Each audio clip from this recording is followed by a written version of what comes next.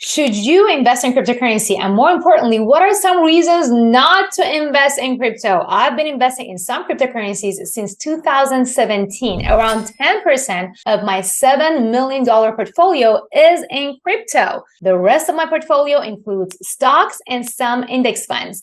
I even wrote a best-selling book about crypto, Cryptocurrency Investing for Dummies. Its second edition just came out. Despite all of this, I'm here to tell you that crypto is not right for everyone. Today, I will first go over 3 reasons why not to invest in crypto. Then I'll cover why I'm personally invested in some cryptocurrencies, and I will reveal which cryptocurrencies I'm invested in. With that, let's cue in the intro and let's go.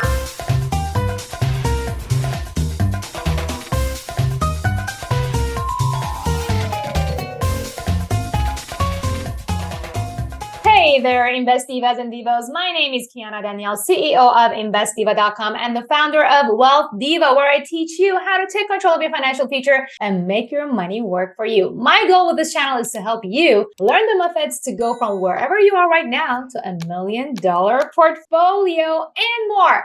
There are so many paths to building a $1 million portfolio. You can invest in stocks, in your business, private equity, real estate, options, foreign currency, and yes, even crypto. Although cryptocurrencies have created many millionaires in the past decade, they've also been a source of significant stress and financial losses for others. So how do you decide whether to add cryptocurrency to your portfolio or not? And how do you increase your chances of getting into the winning team? We're going to tackle the exact formula for this today. I started my financial journey back in 2008 during the recession, and since then I've developed an investment strategy technique that has allowed me to build a portfolio that has been uniquely suitable to my financial situation and my financial goals as I went through the different stages in my life. This is the investment strategy method that has now helped thousands of our students take control of their financial future and achieve $100K, $500K, and even $1 million investment portfolio. I call this the Invest Diva Diamond Analysis, or the IDDA for short, and it's designed to walk you step by step to see if an asset is right for your portfolio, and if it is, what price you should consider buying it at. The IDDA has 5 points of analysis, and the first point is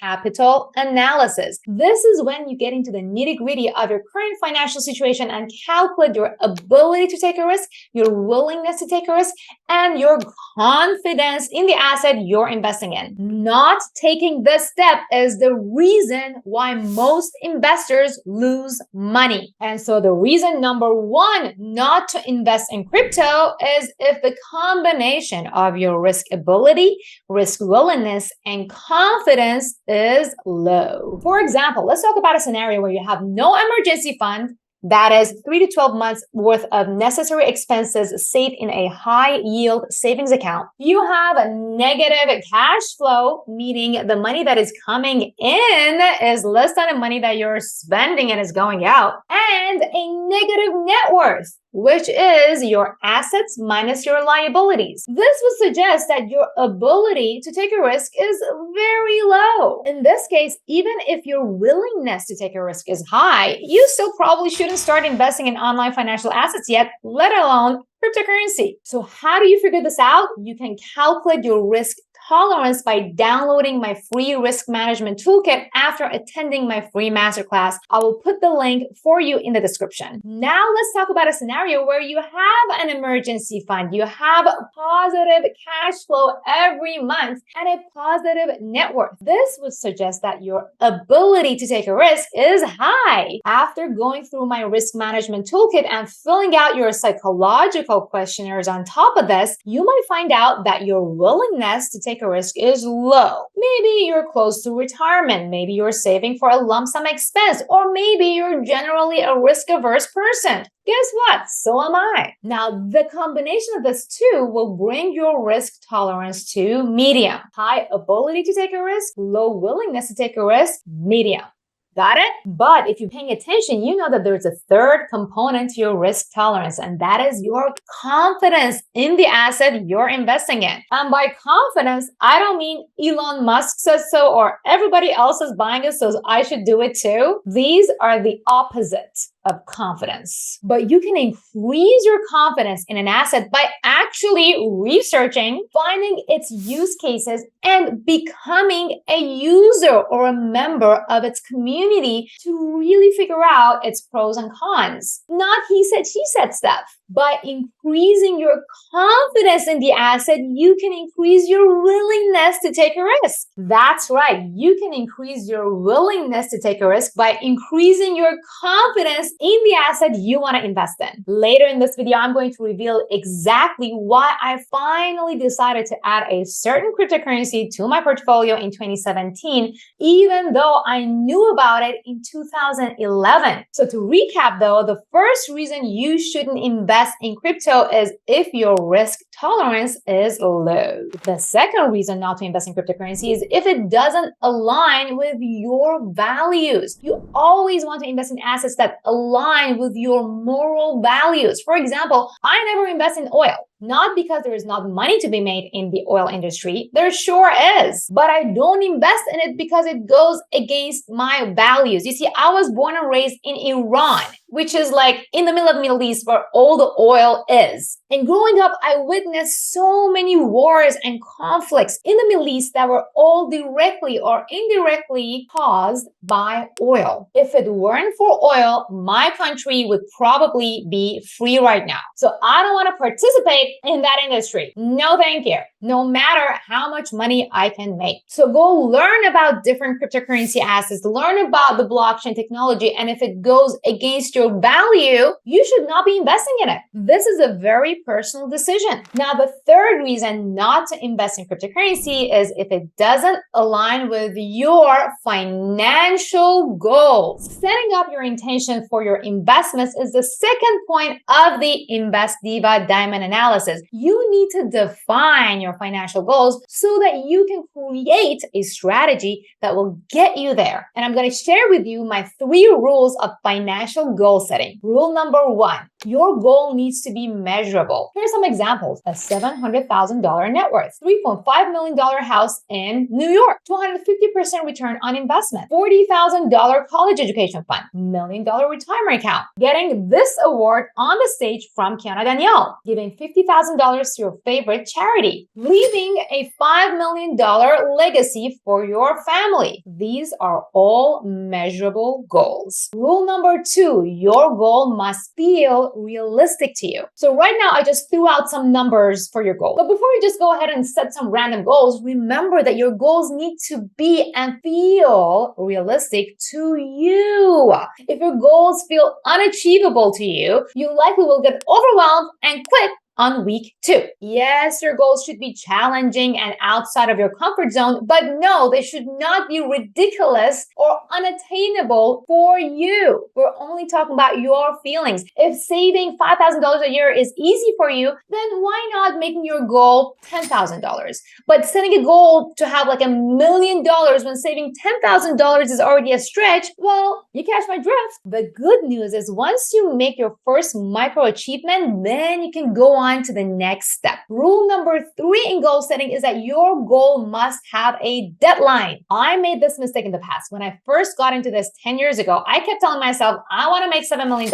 I kept repeating it. And I thought the law of attraction and manifestation is just going to make it happen. But it didn't right off the bat. Like $7 million by when? By when I die? I kept struggling until I finally committed to a deadline. And that is finally when I actually achieved that goal and beyond. So once you have set up your financial goals and have a realistic idea of where you want to go by when, you can now decide if an asset as volatile as crypto could be added to your portfolio for diversification. For me, one of the main reasons I decided to add a certain cryptocurrency to my portfolio was precisely precisely due to my long-term goal, which I'm going to share with you in just a little bit. But if cryptocurrencies don't match your values or your financial goals, then you should not invest in them. And also, if after analyzing this, you decide that you do want to add cryptocurrencies to your portfolio, you must then conduct the rest of the Invest Diva diamond analysis to pick the right crypto asset and buy them when they are not overly hyped up. I explain exactly how you can do this in my free 90-minute masterclass. I'll leave the link in the description so you can go ahead and reserve your seat today. So why did I finally decide to get into cryptocurrency, and which crypto assets do I own? It has a lot to do with my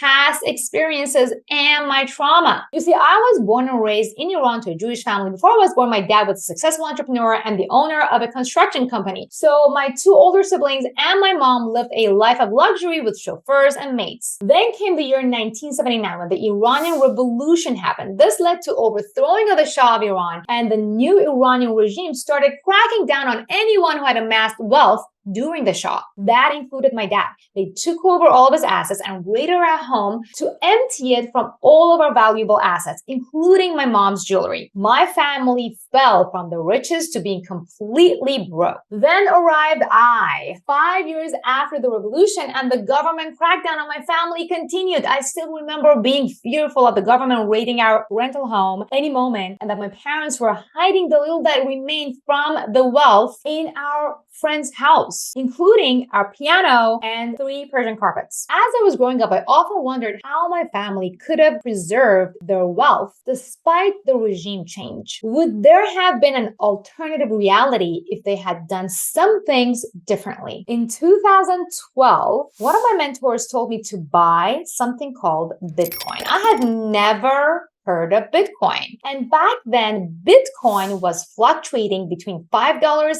and $11. And since I had never heard of this asset before and I was brand new to the investing industry, I said, no way, Jose, that is way too risky and I have no idea what it is. Now, while that was a good excuse, you don't want to invest in something that you don't know about, that was a lazy decision. Instead of saying no, I could have actually researched about it right there and then. I could have started participating in mining communities and learned about the reasons why this might even be a valuable asset. Spoiler alert, what would have happened if I did invest in Bitcoin back then? I could have bought 1,000 coins for about $5,000. During the second crypto winter, the average price of Bitcoin was $23,000. Those same coins, had I bought them back then, would have been worth more than $25 million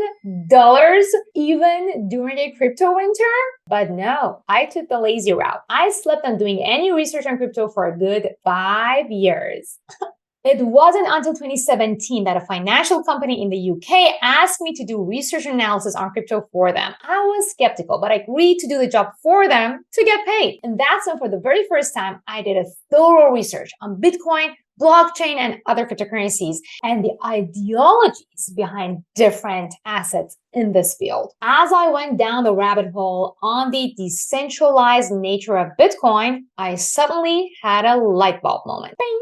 First, let's address what is the decentralized nature of Bitcoin. Decentralized means that no centralized authority like a government or a bank can have control over it. If the concept of a decentralized asset like Bitcoin existed before the Iranian Revolution, and if my dad had even had a fraction of his assets in Bitcoin and had saved it in a hard wallet, my family wouldn't have had to suffer to the degree that we did after the revolution. Why? Number one, the government cannot just come and freeze a decentralized asset like Bitcoin. They might ban it, but they can't freeze your wallet. And number two, hiding a crypto wallet is way easier than hiding a freaking piano, a house, or a car. So this is when, based on my risk tolerance, my values, and financial goals, it became a no-brainer for me to add Bitcoin to my investment portfolio. So 10% of my overall portfolio is now in crypto, and inside my crypto portfolio, 50% of it is in Bitcoin. As I continued my research in crypto, I realized there are different categories of cryptocurrency assets that I explain in detail in my Cryptocurrency Investing for Dummies book. There are thousands of cryptocurrencies that are available to invest in. After conducting the Invest Diva diamond analysis based on my personal understanding and financial goals, I have also added the following to my crypto portfolio. You ready? My second biggest holding is Ethereum, followed by Cardano, XRP, Solana, Avi, and some other minor crypto category kings. Now I want to hear from you. Are you currently invested in cryptocurrency? If not, would you consider it? Why or why not? Let me know in the comments. Thank you so much for watching. Don't forget to subscribe, give this video a thumbs up if you enjoyed it, and share it with somebody you love so they don't make investment decisions based on hype and FOMO. Keep making your money have babies, my fellow Invest Divas and Divas, and I'll see you in the next video.